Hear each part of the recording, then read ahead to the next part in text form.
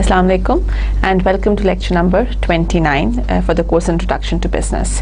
इस टाइम पर हम आपको बहुत जल्दी से एक very quick recap आपको देंगे for chapter number 17 that we were doing last lecture as well, and then we're just going to jump into the financial statements that we were discussing in the last lecture.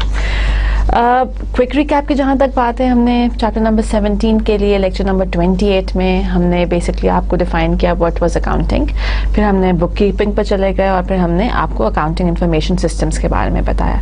Then we talked about कि जी ये जो accounting होती है, ये collecting, analysing, reporting, financial information, ये कौन लोग करते हैं? ये बेसिकली अकाउंटेंट्स करते हैं.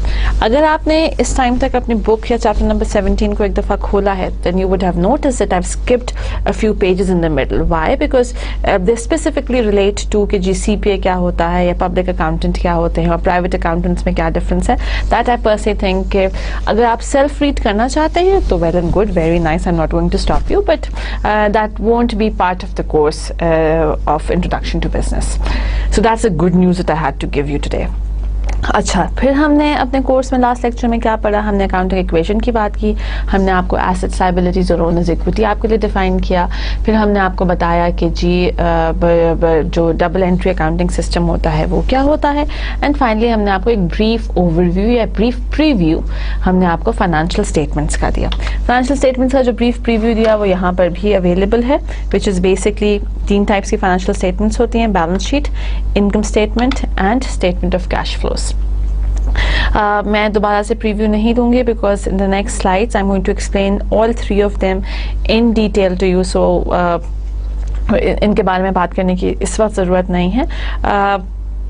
Again I don't want you to be worried.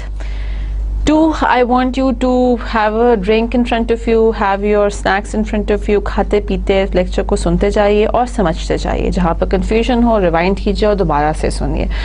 It's not that difficult, it's not rocket science. We're going to go step by step and we're going to go very very slowly so that you can understand it. चलो जी, so are you ready? Okay, good. First thing that we have is a balance sheet. Balance sheet हमने आपको जैसे बताया, it's a picture of the financial position of a particular company. And as I said earlier as well, a balance sheet works exactly like the accounting equation. Accounting equation क्या कहती है कि assets is equal to liabilities and owners equity. Balance sheet भी ये कहती है कि balance sheet की एक साइड पर एसेट्स आते हैं और दूसरी साइड पर ओनर्स इक्विटी और लायबिलिटी आते हैं. इसको बैलेंस शीट कहते क्यों हैं? इसको बैलेंस शीट ऐसे कहते हैं, इसलिए कहते हैं because your assets side should always be equal to your owners equity and liability side, and they should always be balanced, right. Again just to tell you a small incident कि जब हम लोग अपना MBA कर रहे थे and when we used to do accounting और even BBA में भी, balance sheet was the most difficult because वो जब हमें पेपर्स में बैलेंस शीट बनाने को आती थी वो इतनी बड़ी बड़ी आती थी. एंड देन स्पेशली जब हम एंड में टोटल कैलकुलेट कर रहे होते तो वी एसेट साइड तो हो जाती थी, लेकिन जब लायबिलिटीज और ओनर्स इक्विटी कैलकुलेट करते थे we should literally hold our breath कि बैलेंस हुई या नहीं हुई. अगर बैलेंस होती थी तो फिर हम ठंडा अच्छा सांस लेते थे, क्या सुकून का सांस लेते थे, और अगर बैलेंस नहीं होती थी then we used to think पता नहीं इस पूरी बैलेंस शीट पे हमने कहाँ गलती कर दी है. So again as I said in the last lecture as well कि balance sheet would always be balance. अगर बैलेंस नहीं हो रही that means you made a mistake somewhere and you need to rectify that. अब हम अगर balance sheet की बात करें तो उसमें मल्टीपल करंट एसेट्स जो हैं वो शो होते हैं on the left side of the balance sheet. ना जो एसेट्स होते हैं उनकी डिस्टिंक्शन बेसिकली की जाती है. करंट एसेट्स सबसे ऊपर आते हैं, फिर आपके फिक्स्ड एसेट्स आते हैं और फिर आपके इंटैंजिबल एसेट्स आते हैं. जो आपके करंट एसेट्स जो आप मेंशन करते हैं अपने asset side of the balance sheet पर, वो बेसिकली लिक्विडिटी के बेसिस पर करते हैं. Liquidity is basically how quickly can you convert your asset into cash. कितने जल्दी आप अपने एसेट्स को कैश में कन्वर्ट कर सकते हैं. सो जो कैश है, अगर cash is an asset, right, cash is the most liquid asset that you have क्योंकि it's already in the form of cash. So जो भी बैलेंस शीट होगी उसमें सबसे ऊपर जो एसेट शो होगा वो कैश का होगा. उसके बाद विद रेफरेंस टू कि कौन सा एसेट कितना लिक्विड है, आपके और करंट एसेट्स जो हैं वो आप अपनी बैलेंस शीट पे एसेट साइड पर लिखते हैं. अच्छा, before I go any further let's just make a quick distinction कि करंट एसेट कौन सा होता है. करंट एसेट वो एसेट होता है जिसकी यूजफुल लाइफ जो है या जिसकी लाइफ जो है वो 1 ईयर या 1 ईयर से लेस हो. सो एक ऐसा एसेट जो with in a year consume हो जाए या यूज हो जाए یا ود ان اے ایئر جو اپنے اونر کو بینیفٹ پرووائڈ کرے اس کو ہم کرنٹ ایسٹ کہتے ہیں. ٹھیک ہو گیا؟ ایز اے سیٹ کہ جی کرنٹ ایسٹس کے ریفرنس ہے, جب بھی آپ کرنٹ ایسٹس مینشن کرتے ہیں وہ in terms of liquidity mention کرتے ہیں, جو سب سے زیادہ لکوڈ ایسٹ ہوتا ہے وہ سب سے اوپر ہوتا ہے. کیش کے بعد پھر آپ اکاؤنٹ ریسیویبل کی طرف آتے ہیں, which is again a type of asset. Account receivable is basically amount due from customers who have purchased on credit. For example, آپ کا ایک گروسری اسٹور ہے, آپ کا ایک بہت جاننے والا آپ کی دکان پر آتا ہے, کہتا ہے کہ بھائی مجھ کو 500 مجھے ایک آئل کا ڈبہ دے دو. اب you give him a carton of oil which cost you around 600 rupees. وہ کہتا ہے یار میں ابھی پیسے نہیں دیتا, میں تمہیں کل پیسے بھجوا دوں گا. سو this promise to pay tomorrow اور دس آئی او یو کہ جی میں ابھی پیسے نہیں دیتا, میں آپ کو کل دے دوں گا, is what account receivable is. So account receivable is basically amount due from a customer who have purchased goods from your organization on credit. That is what account receivables are, and accounts receivable are basically assets, basically your current assets. Now جب بھی آپ account receivables کی بات کریں گے, you need to make allowances for doubtful accounts. کہ let's say کہ جی آپ نے 4 بندوں کو کریڈٹ دیا اور 4 بندوں نے آپ سے کہا کہ جی ہم آپ کو کل پرسوں آپ کو پیسے واپس کر دیں گے, لیکن ضروری نہیں ہے کہ وہ چاروں کے چاروں آپ کو کل یا پرسوں پیسے واپس کریں. اس میں سے ایک جو ہے وہ غلط آدمی بھی ہو سکتا ہے اور شاید وہ کبھی بھی آپ کو پیسے واپس نہ کرے آپ کے, یا کبھی بھی آپ کو جو آپ کا اماؤنٹ ہے جس پہ آپ نے جو کریڈٹ اماؤنٹ ہے وہ کبھی بھی آپ کو واپس نہ کرے. So whenever you are talking about accounts receivable, یا جب بھی آپ اکاؤنٹس ریسیویبل کی بات کریں گے, you would always need to make allowances for doubtful accounts. Doubtful accounts receivable.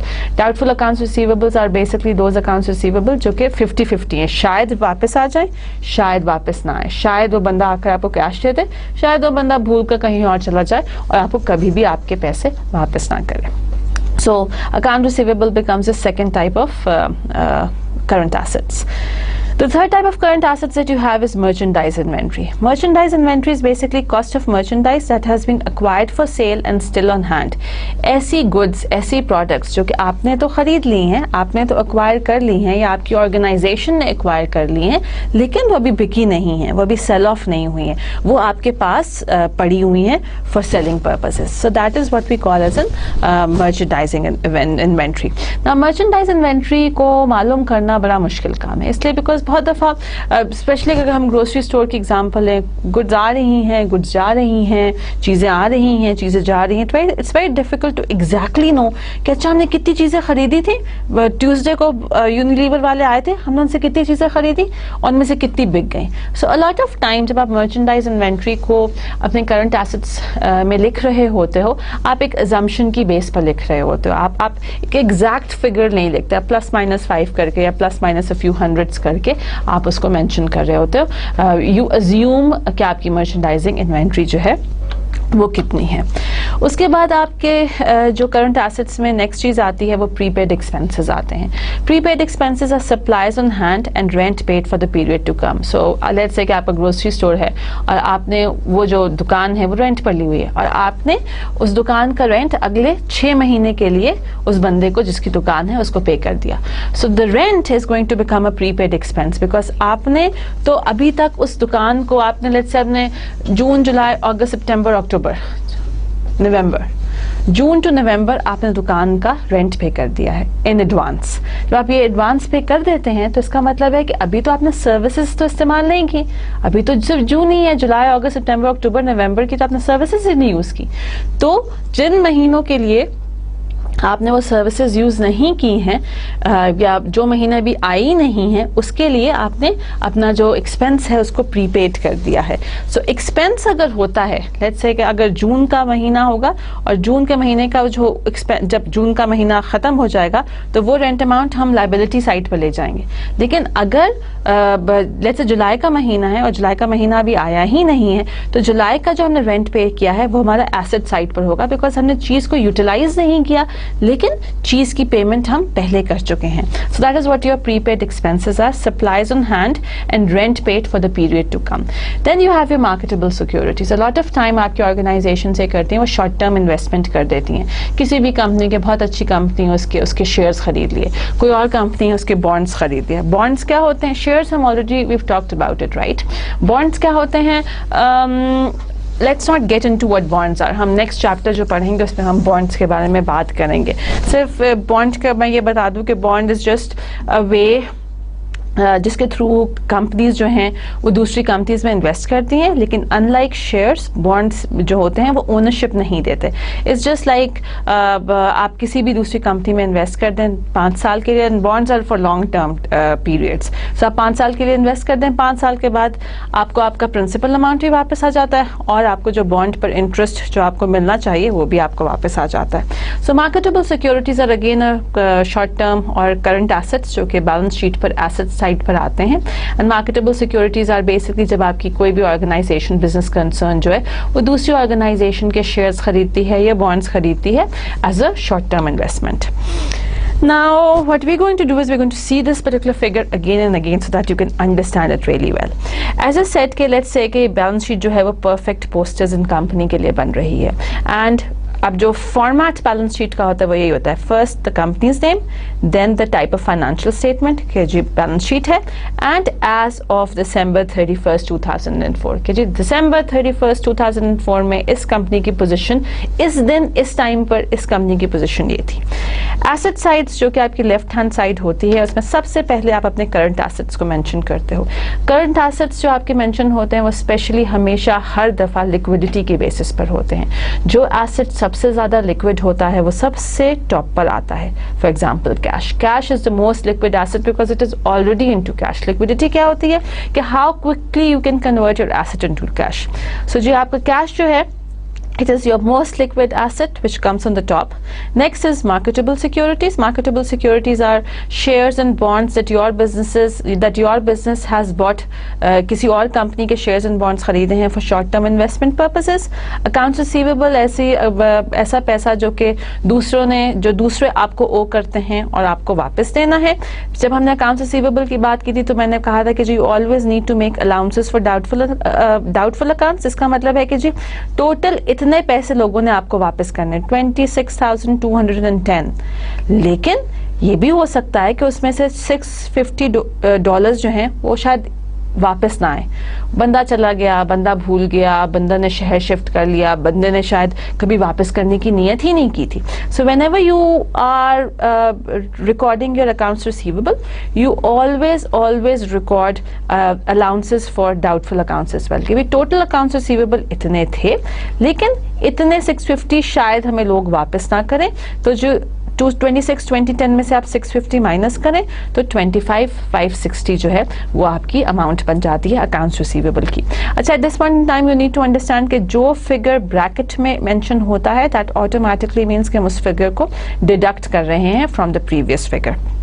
ٹھیک ہو گیا جی. پھر آپ کے اکاؤنٹس ریسیویبل ڈاؤٹ فل اکاؤنٹس کو نکال کر 25,560 کے ہو گئے. پھر آپ کی مرچنڈائز انوینٹری, وہ انوینٹری جو کہ آپ کے پاس ہے لیکن ابھی تک سیل آف نہیں ہوئی ہے, وہ اتنی ہو گئی. اور پری پیڈ ایکسپینسز لائک پری پیڈ رینٹ, جو کہ ایسا رینٹ جو کہ آپ نے فیوچر کے منتھس کے لیے بھی پے کر دیا ہے, وہ آپ کا اتنا رہا. سو ٹوٹل کرنٹ ایسٹس جو ہیں وہ آپ کے اتنے ہو گئے. Next are your fixed assets. Fixed assets کیا چیز ہوتی ہے؟ Fixed assets are long term assets, and fixed assets when I say long term that means that their life اور جو ان کو جو benefits وہ provide کرتے ہیں وہ 5 years یا more than 5 years کے لیے provide کرتے ہیں. اس میں آپ کی لینڈ بھی آ جائے گا, اس میں آپ کی بلڈنگ بھی آ جائے گی, اس میں آپ کی مشینری بھی آ جائے گی. یہ ساری چیزیں جو ہیں یہ آپ کی لانگ ٹرم ایسٹس ہیں. جب ہم ایسٹس کی بات کریں گے, جب ہم لانگ ٹرم ایسٹس کی بات کریں گے تو پھر ہم ڈپریسیشن کی بھی بات کریں گے. فار ایگزامپل کہ ایک کمپنی ہے, اس نے گاڑی خریدی. وہ گاڑی جو ہے that car is going to be a long term asset for the company because the useful life of a car is more than 5 years. لیکن depreciation کا مطلب یہ ہوتا ہے کہ جو گاڑی کی cost ہے آپ اس کو اس کی یوزفل لائف پر اسپریڈ کرتے ہو. دیٹ مینس کہ اگر ایک گاڑی ہے جو کہ 10 لاکھ کی ہے اور اس گاڑی کی یوزفل لائف جو ہے لیٹس سے 10 سال ہے, ٹھیک ہو گیا, تو that means that you spread the entire cost of that car over the entire useful life of that car. Useful life again کا مطلب یہ نہیں ہوتا کہ وہ 10 سال کے بعد گاڑی ختم ہو جائے گی. یوزفل لائف کا مطلب ہے کہ جو گاڑی کی میکسیمم یوٹیلائزیشن ہے وہ 10 سال تک ہی ہوگی. 10 سال کے بعد گاڑی جو ہے وہ مسئلے کریٹ کرنا شروع ہو جائے گی. سو ڈپریسیشن میں آپ کیا کرتے ہیں کہ آپ جو گاڑی کی کاسٹ ہے اس کو اس کی یوزفل لائف پر ڈیوائڈ کر دیتے ہیں. دیٹ مینس 10 سال اس کی یوزفل لائف ہے, 10 سال اس کی کاسٹ ہے. دیٹ مینس ہر سال 1 لاکھ روپیہ یا 100,000 روپیز جو ہے وہ آپ اس کو آپ مینج کرتے ہیں. For every year the car is going to cost you 100,000. Depreciation کا پرپز کیا ہوتا ہے؟ ڈپریسیشن کا پرپز یہ ہوتا ہے کہ جو آپ فکسڈ ایسٹ ہوتا ہے وہ over the years where out بھی ہو رہا ہوتا ہے اور اوور دا ایئرز وہ obsolete بھی ہو رہا ہوتا ہے. ویئر آؤٹ کا مطلب یہ کہ جب آپ اس کو استعمال کرتے ہیں تو وہ استعمال ہونے سے وہ ختم ہو رہا ہوتا ہے. گاڑی آپ چلاتے ہیں, اس کے ٹائرز بھی یوز ہو رہے ہوتے ہیں, اس کی بریکس بھی یوز ہو رہی ہوتی ہیں, ایکسیڈنٹ بھی ہو سکتا ہے, ڈینٹ بھی پڑ سکتا ہے, ملٹیپل ایشوز آ سکتے ہیں. سو گاڑی میں ویئر اینڈ ٹیئر جو ہے وہ ہوتی ہے. سملرلی اگر آپ مشینری یوز کریں تو کوئی نئی ٹیکنالوجی آ گئی, کوئی نئی مشینری آ گئی تو آپ کی مشینری obsolete ہو سکتی ہے. سو جب آپ فکسڈ ایسٹس کی بات کرتے ہیں, فکسڈ ایسٹس جب بھی آپ کیلکولیٹ کرتے ہیں, جب بھی آپ amount of fixed assets calculate کرتے ہیں تو اس میں سے آپ اپنی ڈپریسیشن مائنس کرتے ہیں. فار ایگزامپل کہ اگر ہم نے بات کی کہ جی گاڑی آپ نے خریدی 10 لاکھ کی اور اس کی یوزفل لائف 10 سال ہے, that means for every year the car is going to cost you 100,000. اب اگر آپ نے 5 سال کے بعد آپ نے اس گاڑی کی ویلیو کرنی ہے کہ جی 5 سال کے بعد اس گاڑی کی کتنی ویلیو ہے جو کہ آپ نے ایسٹ کی اماؤنٹ بتانی ہے, تو اس گاڑی کی ویلیو جو ہے وہ صرف اور صرف 5 لاکھ رہ جائے گی. بیکاز جو پچھلے 5 سال ہیں اس میں گاڑی کی جو یوزفل لائف اور جو اس کا اماؤنٹ تھا آپ نے 5 لاکھ روپے اس کی ویئر اینڈ ٹیئر میں نکال دے کہ جی 5 سال گاڑی استعمال ہوئی, ہر سال گاڑی میں 1 لاکھ روپے کا ویئر اینڈ ٹیئر آیا. جب 5 سال کے استعمال کے بعد اگر آپ گاڑی کی اماؤنٹ نکالتے ہیں تو وہ صرف 5 لاکھ رہ جاتی ہے. Again, just to explain to you the very same concept کہ depreciation کیسے ورک کرتی ہے. 10 سال گاڑی کی یوزفل لائف اور 10 لاکھ گاڑی کی کاسٹ. That means ہر سال گاڑی کی جو اگر آپ پوری کاسٹ کو یوزفل لائف ڈیوائڈ کر دیں تو اس کا مطلب ہے ہر سال 1 لاکھ روپے. 10 جب آپ نے آج گاڑی لی تو گاڑی کی کاسٹ, اگر آپ نے 2012 میں گاڑی لی تو گاڑی کی کاسٹ 10 لاکھ ہے. جب آپ اس کو 2013 میں گاڑی کی کاسٹ کریں گے تو گاڑی کی کاسٹ 9 لاکھ روپے رہ جائے گی. جب 2014 میں گاڑی کی کاسٹ کریں گے تو گاڑی کی کاسٹ 8 لاکھ روپے رہ جائے گی. جب 2015 میں گاڑی کی کاسٹنگ کریں گے تو اس کی کاسٹ جو ہے وہ 7 لاکھ روپے رہ جائے گی. سو پھر every year the cost of the car will reduce. Why? Because you are depreciating the amount of the car. آپ گاڑی کو ڈپریشیٹ کریں. ڈپریسیشن بیسکلی کیا ہوتا ہے کہ گاڑی کی جو ویئر اینڈ ٹیئر ہوتی ہے یا جو گاڑی obsolete ہو رہی ہوتی ہے آپ اس کے لحاظ سے گاڑی کی جو کاسٹ ہے اس کو کم کرنا شروع کر دیتے ہیں. Next thing that comes on the asset side of a balance sheet is intangible assets. Intangible assets وہ ہوتے ہیں جو ہارڈ فارم میں نہیں ہوتے. لینڈ, بلڈنگ, گاڑی, مشینری آپ چھو سکتے ہیں, دیکھ سکتے ہیں, سامنے ہوتی ہے. انٹینجیبل ایسٹس جو ہوتے ہیں سامنے ایک فزیکل شیپ نہیں ہوتی, آپ کے سامنے نہیں ہوتے. You can't sort of see them, you can't hold them. Intangible assets کی مانیٹری ویلیو فائنڈ کرنا جو ہے نا وہ بہت مشکل ہوتی ہے. فار ایگزامپل گڈ ول جو ہے ایک کمپنی کی goodwill, that's an intangible asset. اب میں کیسے فگر آؤٹ کروں کہ کمپنی کی گڈ ول کی کیا اماؤنٹ ہے, کمپنی کی گڈ ول کی کیا monetary value. Is it 500,000, is it 100,000, is it 50 rupees, is it 200 million, مجھے نہیں پتا چل سکتا. سو جنرلی جب آپ انٹینجیبل ایسٹس کی مانیٹری ویلیو کی بات کرتے ہیں تو آپ یہ دیکھتے ہیں کہ جی گڈ ول کی وجہ سے کمپنی کو کتنے بینیفٹس مل رہے ہیں. فار ایگزامپل یونیلیور ہے, یونیلیور کی گڈ ول بہت زیادہ ہے اور اس گڈ ول کی بیسس پر کمپنی کو یہ پروجیکٹ یا یہ چیز مل رہی ہے یا یہ بینیفٹ مل رہا ہے تو آپ اس بینیفٹ کو مانیٹری ٹرم میں ایکسپریس کر سکتے ہو. So that is what intangible assets are. Again intangible assets جس میں نے آپ کو گڈ ول کی ایگزامپل دی, بالکل اسی طریقے سے آپ کی patents, copyright, trademarks یا فرینچائز فیس جو ہیں یہ بھی آپ کے انٹینجیبل پروفٹس, انٹینجیبل ایسٹس میں آتی ہیں جو کہ آپ کی پروفٹ جو کہ آپ کی ایسٹ سائڈ پر مینشن ہوتی ہے. Next thing which is on the right hand side of your balance sheet are your liabilities. Liabilities بھی current liabilities ہوتی ہیں اور long term liabilities ہوتی ہیں. Current liabilities وہ liabilities ہوتی ہیں which your organization has to pay back within a year. On the other hand, long term liabilities are those liabilities which have to be paid back after a year. ایک سال کے بعد بھی آپ ان کو جو چیزیں آپ نے ود ان اے ایئر پے کرنی ہوتی ہیں وہ کرنٹ لائبلٹیز ہیں یا شارٹ ٹرم لائبلٹیز ہیں, اور جو کہ آپ 2 سال 3 سال 4 سال 5 سال 10 سال تک پے کرتے رہتے ہیں وہ آپ کی لانگ ٹرم یا میڈیم ٹرم لائبلٹیز ہوتی ہیں. अब करंट लाइबिलिटीज में सबसे पहले आपके अकाउंट पेबल्स आते हैं. Account payables are basically your unpaid bills, ऐसे बिल्स जो कि आपने पे ना किए हों. फॉर एग्जांपल आपकी कंपनी का टेलीफोन का बिल आ गया जो कि अभी तक आपने पे नहीं किया, वो आपका अकाउंट पेबल है. ऐसी चीज़ जहाँ पर आपने सर्विस तो यूटिलाइज कर ली है लेकिन आपने उसकी पेमेंट नहीं की. Wages and salaries payable, wages and salaries भी लोग आपके लिए काम कर रहे हैं, आपके एम्प्लॉयज़ आपके लिए काम कर रहे हैं, पूरा महीना वो काम करते रहते हैं. जब महीने के एंड में आप जब उनको कैलकुलेट करते हो कि उनकी सैलरीज कितनी है, वो सैलरीज एंड वेजेस पेबल हो जाती हैं बिकॉज सर्विसेज उन्होंने प्रोवाइड कर दी, पेमेंट अभी आपकी ऑर्गेनाइजेशन ने उनको करनी है. So that is what wages and salaries payable are. Similarly your taxes payable as well, कि जो पूरे साल के जो आपके टैक्सेस होते हैं वो एक्यूमुलेट होते हैं, वो जमा होते हैं, और जब आप क्योंकि आप हर डेली बेसिस पर तो नहीं कर रहे होते ना पेमेंट, सो जो आपने टैक्सेस देने होते हैं वो आपके टैक्सेस पेबल हो गए. उसी तरीके से आपकी लॉन्ग टर्म लाइबिलिटीज़ भी होते हैं जो कि मैं आपको ऑलरेडी डिफ्रेंशिएट कर चुकी हूँ. ऐसी लाइबिलिटीज़ जो कि आपको साल के बाद पे करनी है, those are called as your long term liabilities. For example company ने लोन लिया 5 साल के लिए. अब 5 साल के लिए का मतलब ये है कि 5 साल तक कंपनी जो है उस लोन पर इंटरेस्ट भी देगी और पैसे बैंक को वापस करेगी. So that becomes a long term liability for the organisation. Finally you have your owners equity. Owners equity में सबसे पहले आपका कॉमन स्टॉक आया. कॉमन स्टॉक इज बेसिकली कि जी कंपनी ने कितने शेयर्स इशू किए, और लेट्स से कि कंपनी ने 8,000 शेयर्स इशू किए या 80,000 शेयर्स इशू किए for $5 each. So 5 multiply by 80,000 will give you your common stock. कि जी हमने इतने का कॉमन स्टॉक या कॉमन शेयर्स जो थे वो इशू किए. सो कॉमन स्टॉक और common shares is basically company ने कितनी वैल्यू के शेयर्स इशू किए. इसको कैलकुलेट करने का बेसिकली तरीका ये होता है कि price of the share multiply by the number of shares and it will give you your common stock. Paid in capital, कि जी ओनर ने कितना पैसा बिजनेस में कितना एडिशनल पैसा बिजनेस में इन्वेस्ट किया. एक तो उसने शुरू में इन्वेस्ट किया, उसके बाद भी कंपनी में अगर ओनर अपना पैसा डाल रहा है, so that is called as a paid in capital. And finally your retained earnings, कि जी जो प्रॉफिट आप वापस री इन्वेस्ट कर रहे हैं बिजनेस में, वो आपने कितना री इन्वेस्ट किया.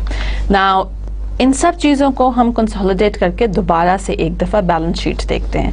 Balance sheet is just set कि जी उसका एक पर्टिकुलर फॉर्मेट होता है जहाँ पर company name, type of financial statement और फिर as of for balance sheet एक पर्टिकुलर डेट आएगी. करंट एसेट साइड हम आपसे ऑलरेडी पहले डिस्कस कर चुके हैं. जब बैलेंस एसेट साइड पर करंट एसेट्स के बाद आपके फिक्स्ड एसेट्स आते हैं, like land, like building.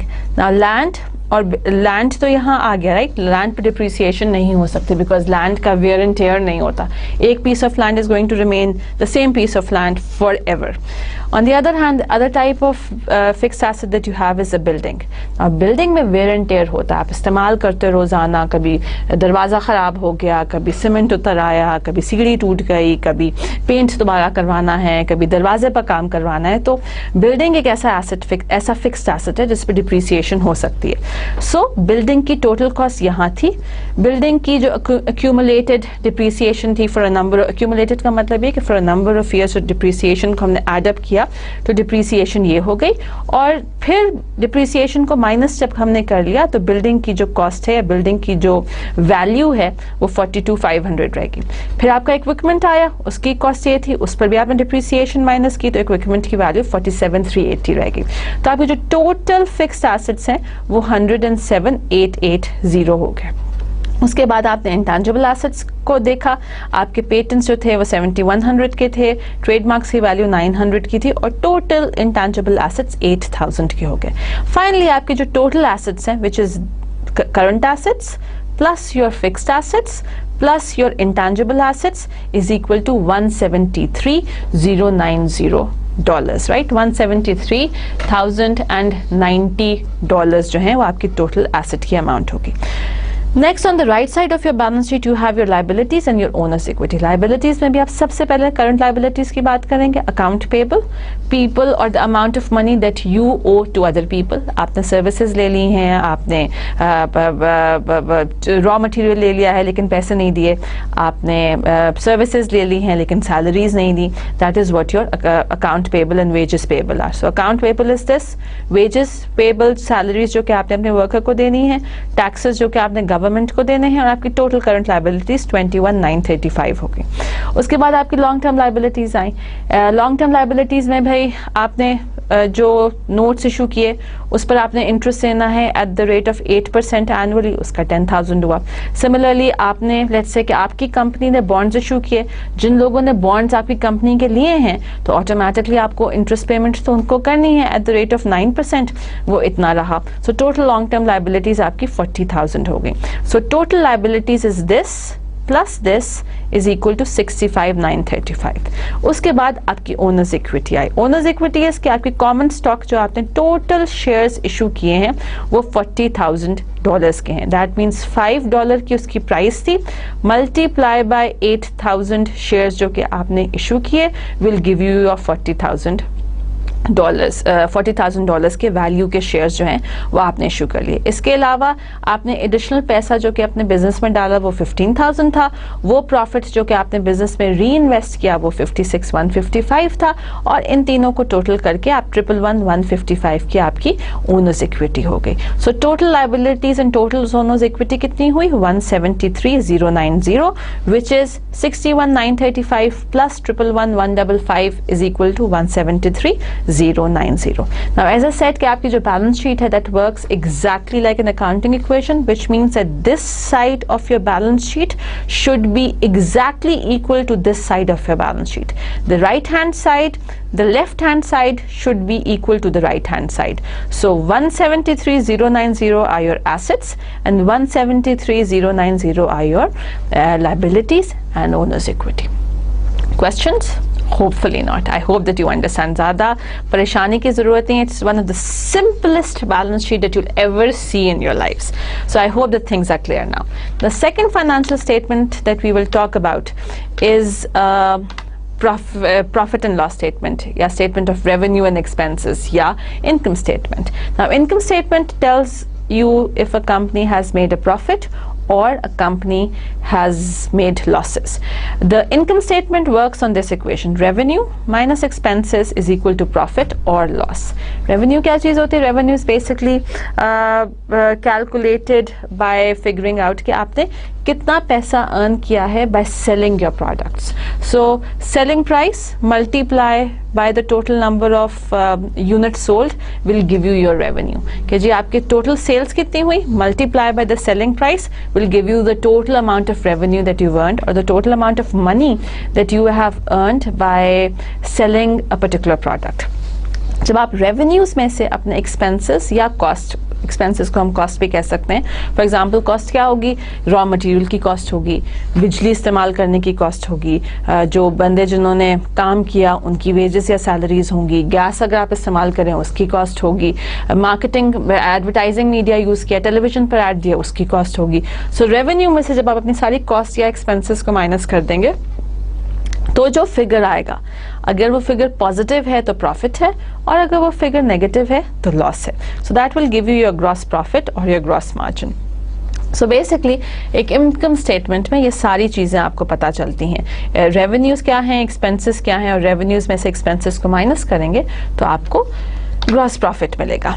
And again जो आपकी बॉटम लाइन है or the line which tells you कि profit है या loss है, which becomes the most important line in the income statement. हम यहाँ पर जो भी आप figure अपने सामने देख रहे हैं, this becomes the bottom line or the bottom figure.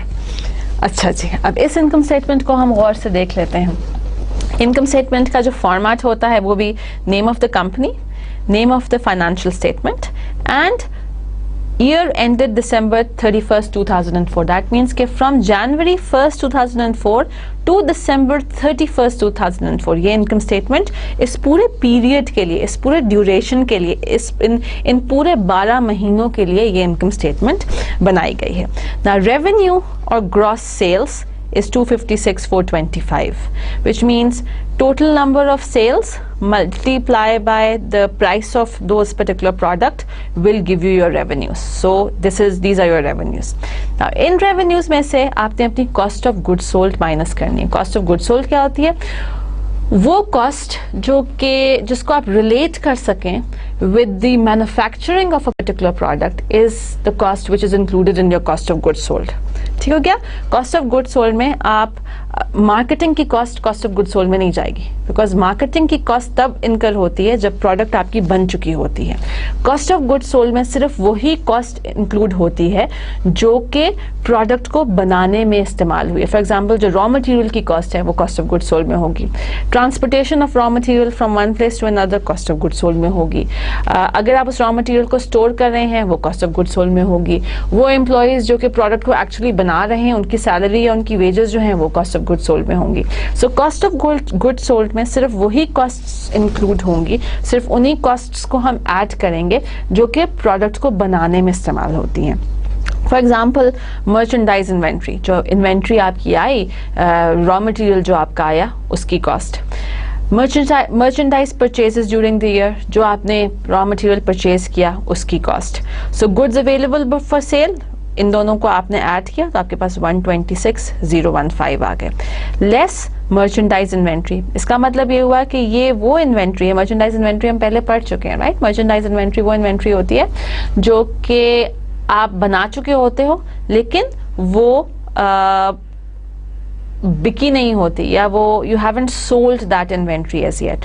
सो आप इसमें से इस अमाउंट को माइनस कर देते हो and you get your cost of good sold, जो कि टोटल कॉस्ट है। Because cost of good sold का मतलब ये है कि आपने उन कॉस्ट को अक्यूमुलेट करना है या उन प्रोडक्ट्स की या उन गुड्स की कॉस्ट को ऐड करना है जो गुड्स सेल हो चुकी हैं। ठीक हो गया। अब ये जो सारी गुड्स थी ये तो वो गुड्स थी जो कि आपने टोटल बनाई थी। ठीक हो गया। अब टोटल बनाने का मतलब ये हुआ कि ये वो एक्सपेंसेस या वो कॉस्ट हैं जो कि इनकर हुए for production of all the goods. अब इसमें से हम ये पैसे कैसे पता करें कि भाई कितनी सेल हो गई और कितनी सेल नहीं हुई? इसमें से हम वो कॉस्ट माइनस कर देते हैं जो कि उस प्रोडक्ट पर लगी है जो कि ऑलरेडी हमारे पास अभी इन्वेंट्री में पड़ी है, जो कि अभी सेल ऑफ नहीं हुई। जब हम इसमें से ये वाली 21,250 को माइनस करेंगे, we will come up with that cost or cost of goods sold for those products which have been sold to the customer.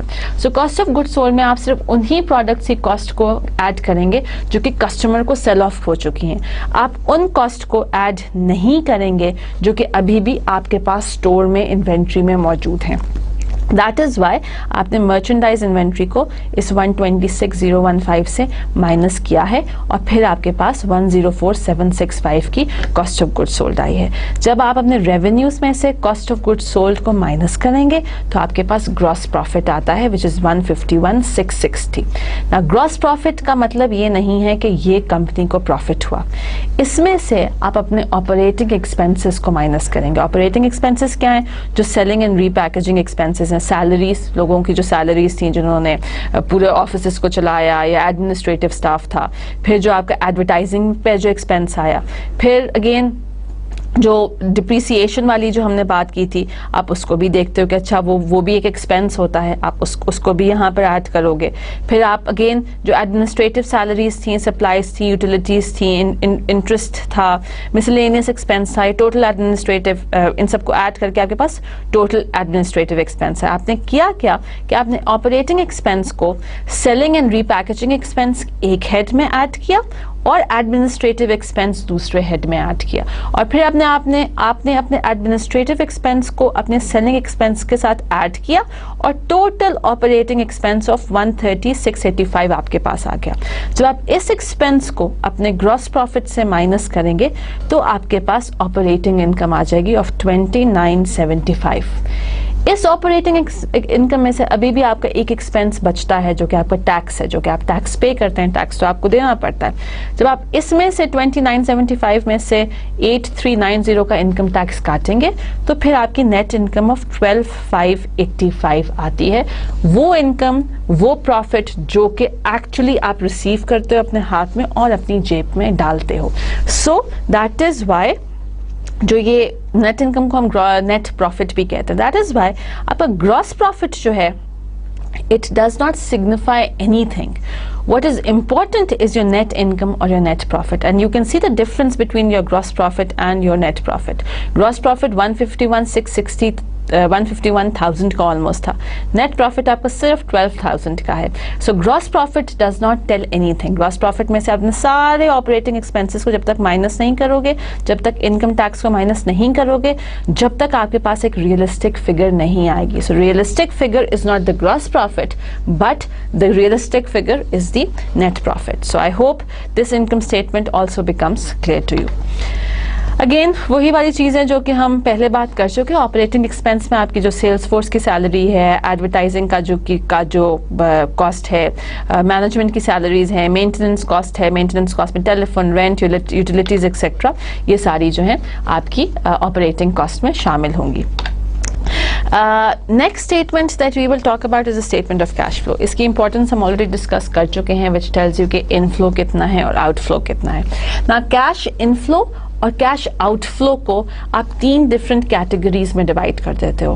Cash flow from operations, cash flow from investment और investing activities, and cash flow from financing activities. So जितना भी cash inflow या cash outflow होता है, आप उस cash inflow को इन 3 groups में जो है वो डिवाइड कर देते हो और आपकी स्टेटमेंट ऑफ कैश फ्लो बन जाती है. अगेन जो उसका फॉर्मेट होगा, you will have the company name on top, you will have the type of statement below the name of the company. Again it is for a duration of time. Just बिल्कुल income statement की तरह एक duration of time के लिए होती है. और then it will also tell you कि आपका कैश इंक्रीज हुआ है या कैश डिक्रीज हुआ है. अगर कैश इनफ्लो ज़्यादा है और आउटफ्लो कम है, दैट मीन्स कैश इंक्रीज हुआ है. अगर आउटफ्लो ज़्यादा है और इनफ्लो कम है, दैट मीन्स कैश डिक्रीज हुआ है. नाउ जैसे मैंने कहा कि जो स्टेटमेंट ऑफ कैश फ्लो होती है उसको 3 डिफरेंट कैटेगरीज में डिवाइड कर दिया जाता है. फर्स्ट आप आर एक्टिविटीज और cash flow from your operating activities. Operating activities वो सारी एक्टिविटीज होंगी जो कि गुड की प्रोडक्शन और गुड की सेलिंग से रिलेटेड हैं. So all activities which will be part of producing a particular good or producing a particular product and selling a particular product are all included in your operating activities. For example, first cash flows from operating activities is your first group, right? Net income, वो revenues जो कि आपने by selling of a particular product कमाए, वो आपका 12,585 है. ये कहाँ से फिगर आपके पास आया? इनकम स्टेटमेंट से. ये आपका नेट प्रॉफिट का फिगर है जो कि आपने कमाया by selling a particular product. उसके बाद what you need to do is you need to add depreciation. Depreciation आप यहाँ पर इसलिए ऐड कर रहे हैं because depreciation आप बैलेंस शीट में भी माइनस कर रहे हैं, आप अपने इनकम स्टेटमेंट में भी एज एन एक्सपेंस माइनस कर रहे हैं. लेकिन डिप्रिसिएशन एक्चुअल में, अगर हम एक्चुअल की बात करें, पेपर पर तो यस माइनस कर रहे हैं, सब कुछ हो रहा है, लेकिन डिप्रिसिएशन एक्चुअल में रियलिटी में कैश आउटफ्लो नहीं है. बिकॉज एक्चुअली आप ये नहीं करते कि आप किसी को कैश दे रहे होते हैं कि जी आपने गाड़ी खरीदी, 1 साल के बाद आप किसी को पैसे दे रहे हो कि जी ये पैसे आप ले लें क्योंकि मेरी गाड़ी तो डिप्रिशिएट होगी. आप पेपर वर्क में गाड़ी की कॉस्ट को तो या गाड़ी की वैल्यू को तो 1 साल के बाद कम कर देते हैं, लेकिन there is no cash outflow for that depreciation expense. That is the reason कि आप डिप्रिसिएशन को, जब cash statement of cash flow की बात करेंगे, आप डिप्रिसिएशन को वापस ऐड करते हैं अपने कैश में. उसके बाद decrease in merchandising inventory, that means अगर आपकी मर्चेंडाइजिंग इन्वेंट्री डिक्रीज हुई है, इसका मतलब है वो सेल हो गई है, वो भी ऐड हो जाएगी. इंक्रीज इन अकाउंट्स रिसीवेबल, अगर अकाउंट्स रिसीवेबल इंक्रीज हुए, इसका मतलब है लोगों ने आपको पेमेंट नहीं की. ठीक हो गया, लोगों ने तो आपको पेमेंट नहीं की, लेकिन आपने जिनको पेमेंट, फॉर एग्जांपल आपकी दुकान पर, आपकी ग्रोसरी स्टोर पर आकर मैंने एक कोक खरीदी और मैंने कहा जी मैं कोक के पैसे कल दूंगी. ठीक हो गया, लेकिन आपने तो उस कोक के पैसे कोक कंपनी को तो दे दिए ना, तो आपका तो एक्सपेंस हो गया, आपका तो कैश आउटफ्लो हो गया, लेकिन कैश इनफ्लो तो नहीं आया बिकॉज मैंने तो आपको उस कोक की पेमेंट की नहीं, मैंने तो क्रेडिट पर वो कोक खरीदी. दैट इज वाई आपका अकाउंट रिसीवेबल यहाँ पर नेगेटिव में है कि आपको पैसे तो रिसीव नहीं हुए अभी तक उस पर्टिकुलर प्रोडक्ट के, लेकिन जिससे आपने वो प्रोडक्ट खरीदी है उसको तो आपने पैसे वापस कर दिए. और similarly increase in accounts payable add होगा. इंक्रीज इन अकाउंट्स पेबल का मतलब यह है कि आपने ज्यादा लोन ले लिया या आपने किसी से पैसे ले लिए, दैट इज वाई यहाँ पर चीज ऐड हो रही है. फिर आपके पास हुआ कि net cash provided by operating, जो टोटल एडजस्टमेंट 8950 की हुई, total cash provided by operating activities positive figure आया जो कि 21,535 का था. सो ये आपकी ऑपरेटिंग एक्टिविटीज होगी. Next is your cash flow from investment activities. Investment activities का मतलब ये है कि कंपनी के पास जो कैश होता है उसको कंपनीज वेरियस डिफरेंट जगहों पर इन्वेस्ट करती है. उसके प्राइस बॉन्ड्स भी खरीद सकती है, उसके शेयर्स भी खरीद सकती है, उसके बॉन्ड्स भी खरीद सकती है, उसको यूज करती है for investment purposes, right. Land भी खरीद सकती है, बिल्डिंग भी खरीद सकती है. ये भी इन्वेस्टमेंट की. लैंड आज खरीदेगी, 4 साल के बाद अगर उस लैंड को बेचते हैं तो उस पर उतना प्रॉफिट मिलेगा, लैंड की प्राइस जो है वो इंक्रीज होगी तो कंपनी को फायदा होगा. So cash flow from investment activities is payment for purchase of land. जब आप लैंड खरीदेंगे तो क्या होगा, कैश आउटफ्लो होगा. Payment for purchase of equipment, जब आप इक्विपमेंट खरीदेंगे तो कैश आउटफ्लो होगा. Net cash use investing activities, आपने 23,495,000 रुपीज जो हैं वो यूज करे for buying land and for buying equipment. So ये आपका सिंस ब्रैकेट्स में फिगर है, इसका मतलब है आपने इतने पैसे खर्च किए और आपकी कंपनी के लिए कैश आउटफ्लो हुआ. उसके बाद आपकी फाइनेंसिंग एक्टिविटीज आ गई. फाइनेंसिंग एक्टिविटीज का मतलब ये है कि आप जिन जिन तरीकों से अपनी कंपनी को फाइनेंस करते हो. अगर आप किसी बैंक से लोन लोगे तो वो फाइनेंसिंग एक्टिविटी है. अगर आप बॉन्ड्स इशू करोगे तो वो फाइनेंसिंग एक्टिविटी है. सो लेट्स से कि जी proceeds from issuance of long term note, अगर आपने बॉन्ड्स इशू किए for long term period of time तो आपको $10,000 जो हैं या $10,000 जो हैं वो आपकी कंपनी में आए. फिर जो अगर आप शेयर्स इशू करोगे तो वो भी यहीं पर आएगा. उसके अलावा जो आपने उन शेयर्स पर जब आपने शेयर्स इशू किए तो फिर आप डिविडेंड भी लोगों को दोगे. डिविडेंड जब आप पे करोगे तो कैश आउटफ्लो हुआ तो वो 6,000 का हुआ. सो टोटल कैश जो net cash provided by financing activities is 10 - 6, 4,000 का हुआ. उसके बाद आप क्या करोगे, net increase in cash 2040. This minus this plus this will give you 2040. $2,040 जो हैं वो आपके ईयर एंड 31 2004 में आपको इतना कैश इनफ्लो आपका इंक्रीज हुए, नेट इंक्रीज इन कैश हुआ. इसमें आप जो 1 जनवरी 2004 में जितना कैश आपके पास था आपने वो ऐड किया तो cash at the year and जो हुआ वो आपके पास 7050 हुआ. सो दैट मीन्स कि आपकी कंपनी के पास इंक्रीज इन कैश हुआ rather than decrease in cash. So this is what your cash flow statement is. अच्छा, अब हमने 3 स्टेटमेंट्स की अब तक बात कर ली, balance sheet, income statement and cash flow.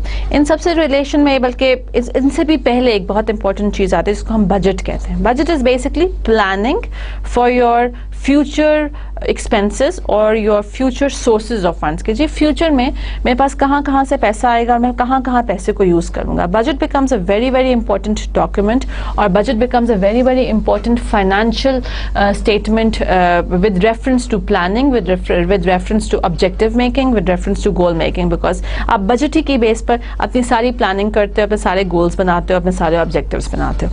Budget is basically कि जी again you can make a budget on annual basis, you can make a budget on biannual basis, you can make a budget on monthly basis. हमारी example में जो sales budget बन रहा है और हम सेल्स बजट बना रहे हैं. सेल्स बजट का मतलब है कि हम ये कैलकुलेट करना चाह रहे हैं कि फ्यूचर में हमारी सेल्स जो है वो कितनी होंगी. सो बजट यहाँ पर हम फर्स्ट क्वार्टर का बना रहे हैं. Quarter is 4 months. So first 4 months का हम सेल्स बजट बना रहे हैं.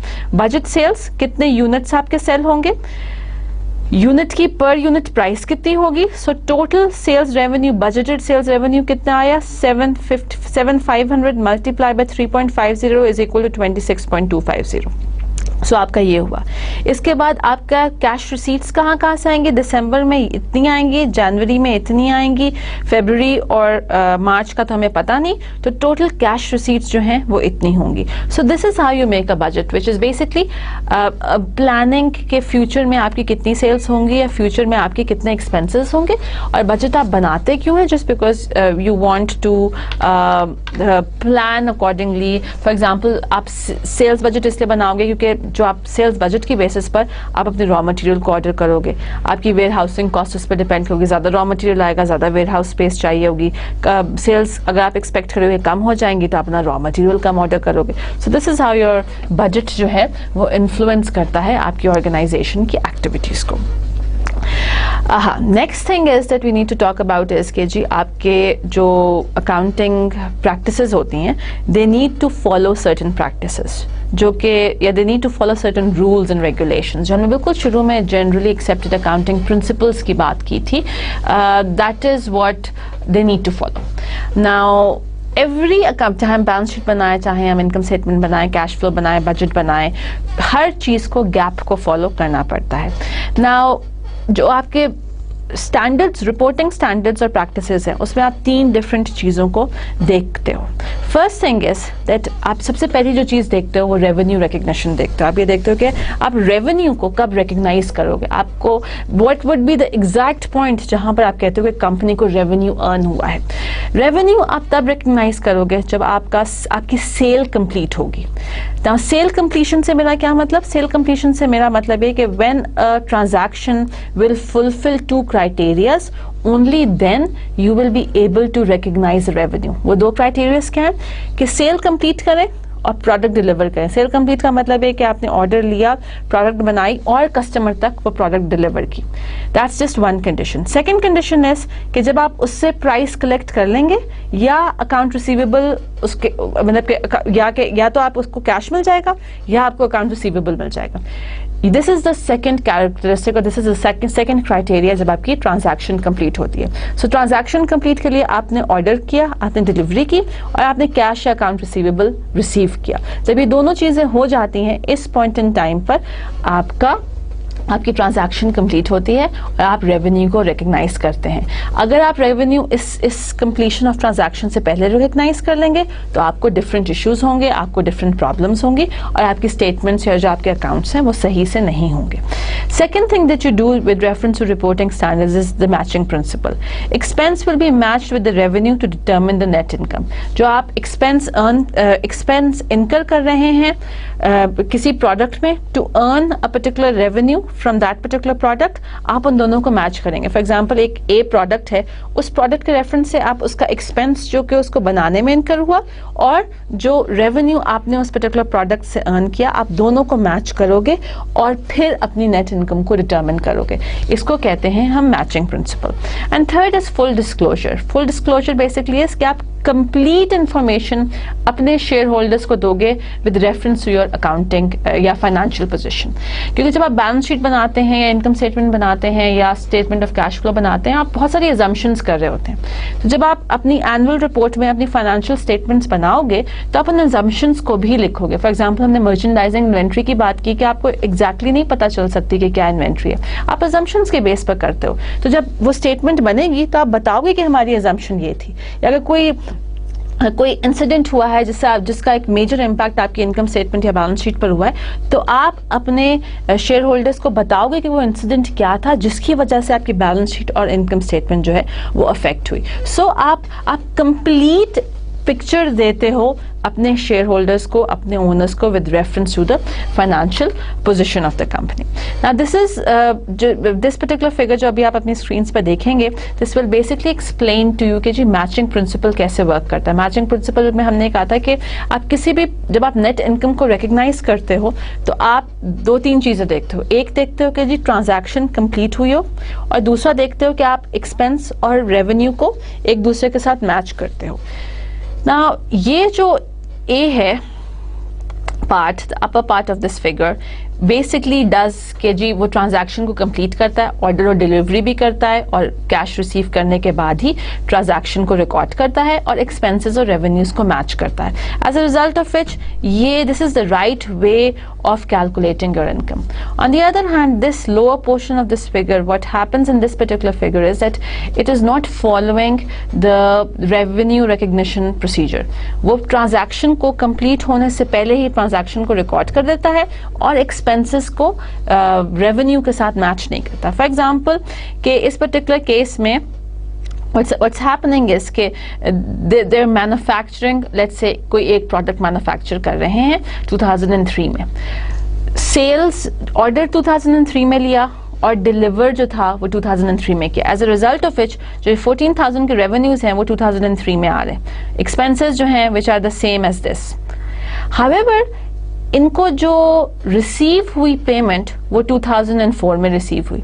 जब 2004 में इनको पेमेंट रिसीव हुई या जो एक्सपेंस जो था वो जो है वो 2004 में शो करें. So what they're doing is, जब हम मैचिंग प्रिंसिपल की बात करते हैं, मैचिंग प्रिंसिपल ये कहता है कि एक ही टाइम पर आप अपने रेवेन्यूज और आप अपने एक्सपेंसेस को मैच करें.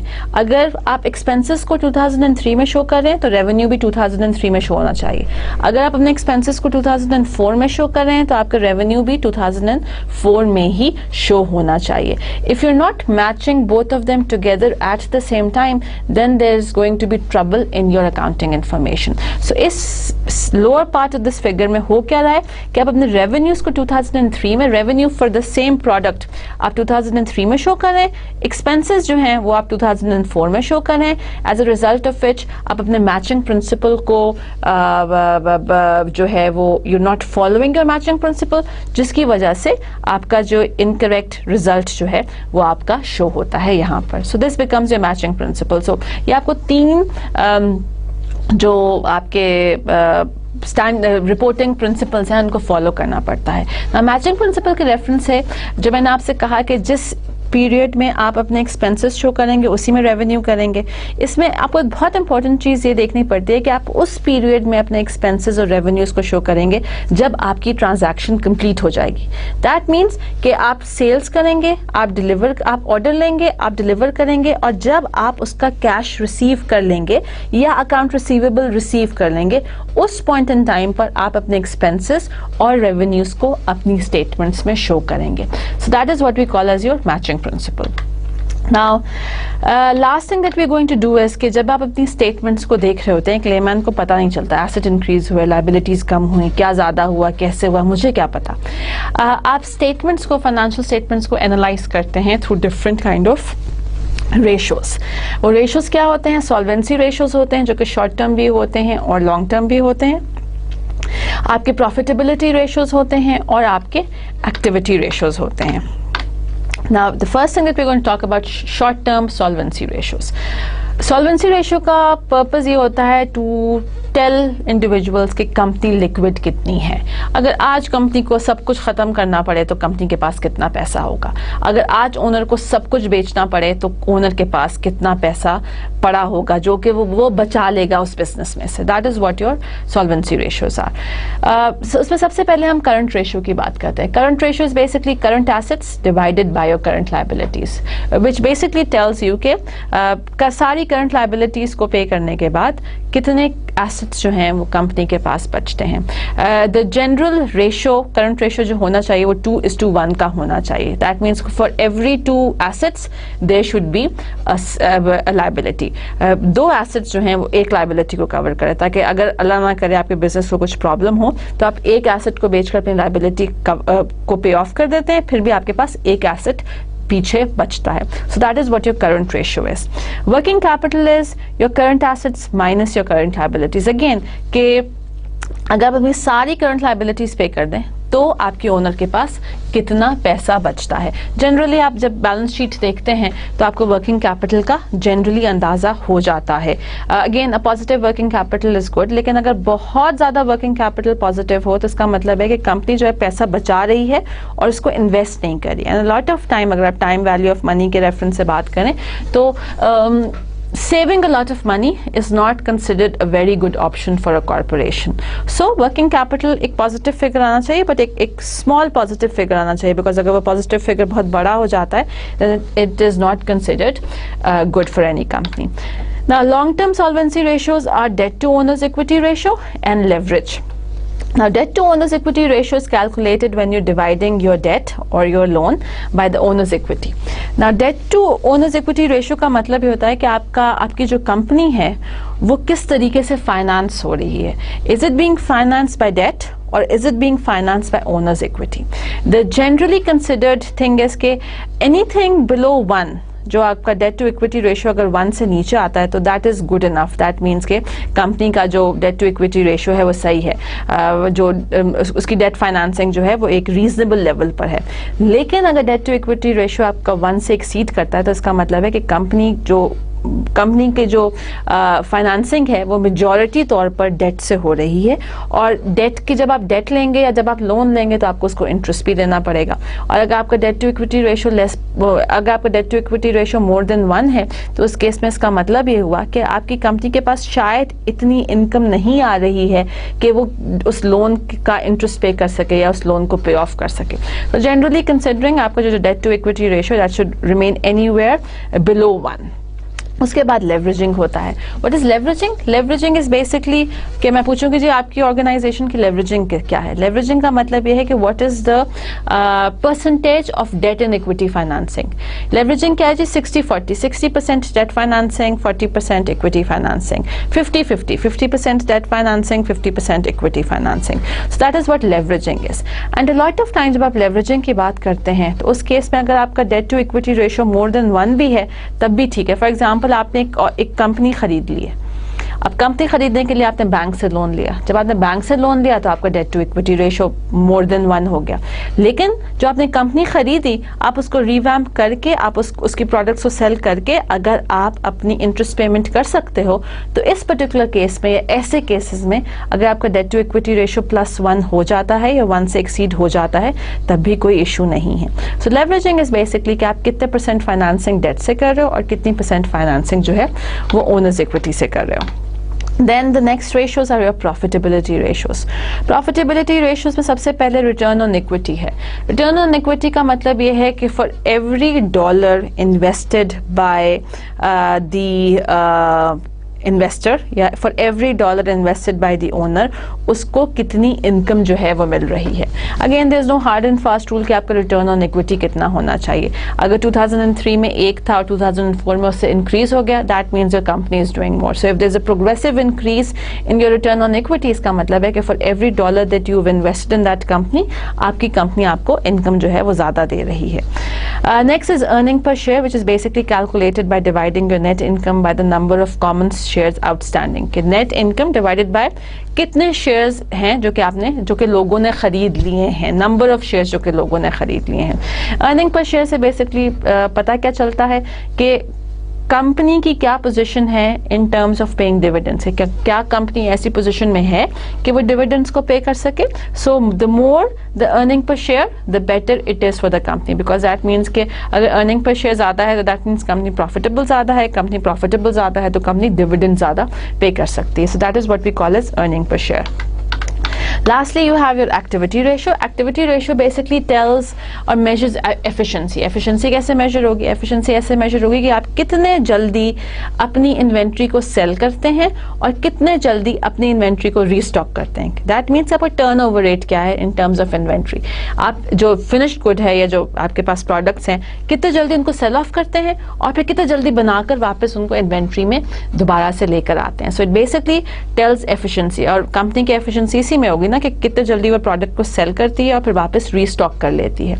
इन्वेंट्री रेशियो कैलकुलेट करने के लिए you divide your cost of goods sold with average inventory और एवरेज इन्वेंट्री कैलकुलेट करने के लिए आप beginning inventory plus ending inventory को डिवाइडेड बाय 2 करते हैं। So beginning inventory can be inventory at the beginning of the month and ending inventory can be inventory at the end of the month. दोनों को आप जब 2 से divide करेंगे तो आपके पास एवरेज इन्वेंट्री आ जाएगी। Again the more the activity ratio और the more the inventory ratio that means कि आपकी इन्वेंट्री उतने ही जल्दी सेल हो रही है और उतने ही जल्दी आप रीस्टॉक कर रहे हैं। That is a good sign for the company. Now finally to end our lecture we're going to talk about certain international accounting practices कि अगर कंपनी जो है इंटरनेशनल बिजनेस या ग्लोबल बिजनेस की तरफ जाए तो कंपनीज को क्या करना पड़ता है। very first thing that they need to do is think about foreign currency exchange. Foreign currency exchange is the value of one country's money with respect to another country's money. $1 is equal to 93 Pakistan rupees. So अगर मैं America में जाकर business करती हूँ तो मेरी accounting या financial position change होगी। सिमिलरली एक अमेरिकन कंपनी पाकिस्तान में आकर बिजनेस करती है तो उसके एक्सपेंसेस या उसके रेवेन्यूज या उसके जो कॉस्ट ऑफ गुड्स सोल्ड है उसकी अमाउंट जो है वो वेरी करेगी। Now with reference to foreign currency exchange आपकी वीक करेंसी भी होती है, स्ट्रॉन्ग करेंसी भी होती है। वीक करेंसी वो होती है इसकी वैल्यू बहुत फ्लक्चुएट करती है। 93, 91 हमारी एक वीक करेंसी है। Rupee is a weak currency. 93, 91, 89, 95 continuously fluctuate करती है. स्ट्रॉन्ग करेंसी वो करेंसी होती है जो कि स्टेबल करेंसी होती है, एक ही amount for longer period of time रहता है. So that is the difference between weak and strong currency. And with reference to the currency exchange rate आपकी financial positions and balance sheet सब कुछ change होता है.